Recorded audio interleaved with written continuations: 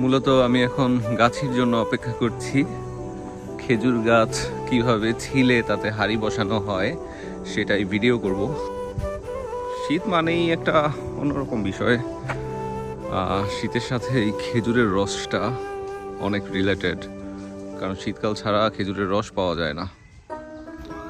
গাছ কয়টা? এই হলো ফরহাদ। আমাদের এলাকায় যতগুলো খেজুর গাছ আছে এই শীতে এবছর ফরহাদই হাঁড়ি দেওয়ার কাজটা করে যাচ্ছে। খেজুর গাছ থেকে রস সংগ্রহ করার জন্য সবচাইতে গুরুত্বপূর্ণ কাজটি হচ্ছে গাছ ছিলতে হয়। আর এই গাছ ছিলানোর কাজটি করতে হয় খুব যত্ন সহকারে। প্রয়োজন পড়ে ধারালো দায়ের।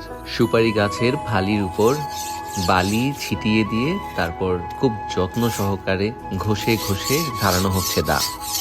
দা ধারানো শেষ, এখন গন্তব্য খেজুর গাছ। সাথে একজন ছোট্ট মানুষ রাখা হয়েছে, তিনি বহন করছেন প্রয়োজনীয় জিনিসপত্র, সাথেই থাকছেন সাহায্যকারী হিসাবে। তো এই হলো আমাদের খেজুর গাছ। এটার আশেপাশে আরো কয়েকটা খেজুর গাছ আছে। ফরহাদ এখন তরতর করে একটা খেজুর গাছে ওঠার জার্নি শুরু করবে। মাশাআল্লাহ, খুব সাবলীল।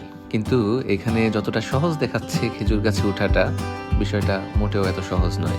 গাছে উঠে প্রথমেই সে নিজেকে বেঁধে নিল দড়ি দিয়ে গাছের সাথে। তারপর শুরু হয়ে গেল গাছ পরিষ্কার করার কাজ। যেখানে গাছটা অনেক যত্ন সহকারে ছিলানো হচ্ছে, এখানেই বিন্দু বিন্দু করে জমবে খেজুরের রস। তারপর ফোটায় ফোটায় পড়ে পাত্রের ভেতর রস জমা হবে সারা রাত। হাঁড়ি পাতার কাজ শেষ।